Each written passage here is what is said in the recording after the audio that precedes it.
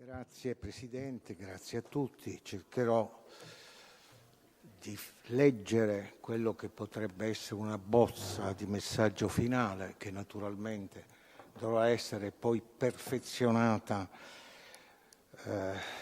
se siete d'accordo naturalmente sulla sostanza.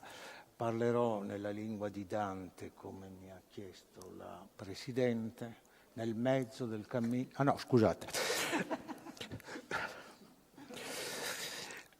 Durante questi 2 giorni di approfondita discussione abbiamo affrontato le seguenti 3 tematiche.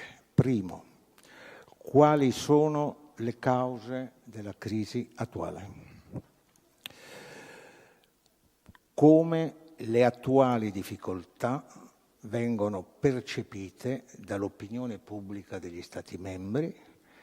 Terzo, come coinvolgere i cittadini per fare in modo che essi siano pienamente informati dell'obiettivo ultimo dell'integrazione europea. Anzitutto, e per quanto concerne l'Unione monetaria, crediamo che la sopravvivenza e il successo dell'Unione europea siano strettamente legati al buon funzionamento e alla vitalità della zona euro. Poiché la stabilità della moneta unica non può essere garantita soltanto dalla Banca Centrale Europea, noi sottolineiamo l'importanza di creare un centro di decisioni politica economica con l'obiettivo di impingere non soltanto sui bilanci nazionali, ma anche e soprattutto sui campi della politica economica e sociale degli Stati membri. A questo riguardo, una chiara e concreta prospettiva volta a trasformare la zona euro in uno spazio ben integrato è la precondizione per assicurare la crescita economica dell'Europa, con particolare riguardo alla riduzione del livello di disoccupazione che riguarda in modo particolare i giovani. Ciò comporta una politiche economiche e finanziarie convergenti ed efficaci, meccanismi di solidarietà e una governance adeguata. Consideriamo che le misure che sono state prese a partire dal 2008 nel campo della zona euro siano in parte responsabili di un sentimento di frustrazione di una larga parte dell'opinione pubblica europea.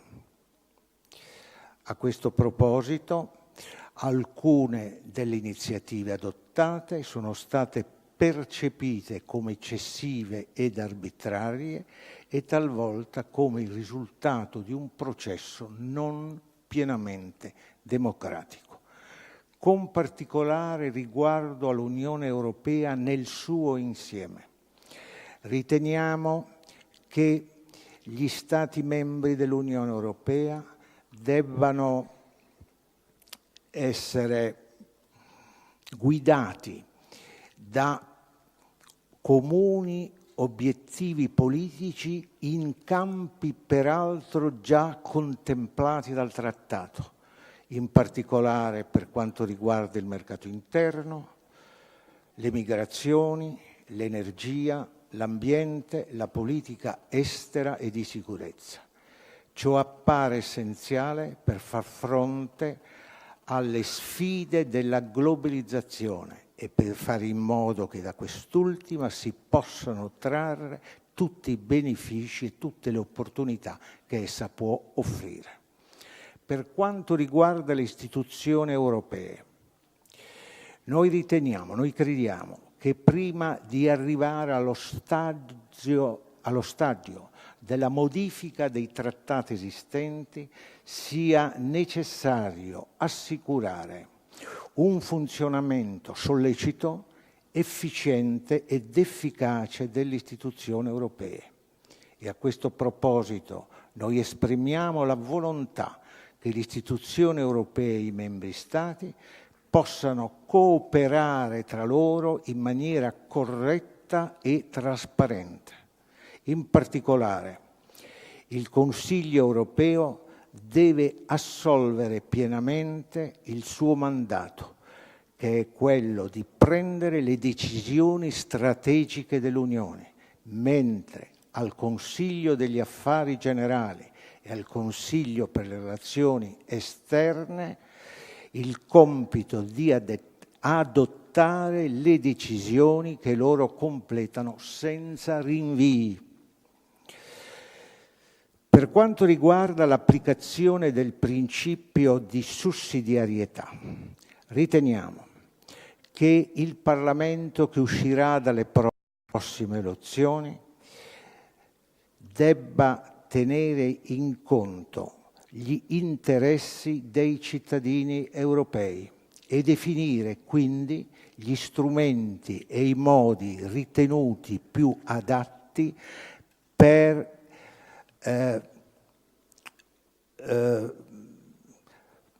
stabilire delle relazioni permanenti con i parlamenti nazionali, facendo in modo così che tutto il processo decisionale sia percepito come effettivamente democratico da parte dei cittadini europei.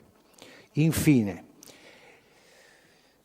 e tenendo presente le prossime elezioni europee e i cambiamenti che subito dopo dovranno aver luogo ai vertici delle istituzioni europee, noi siamo convinti che per risvegliare l'interesse e per conquistare la fiducia nel progetto dei cittadini, da parte dei cittadini europei, vi debbano essere delle prospettive chiare, ben supportate dalle istituzioni e dalle politiche che debbano essere da essi, cioè dai cittadini, percepite pienamente.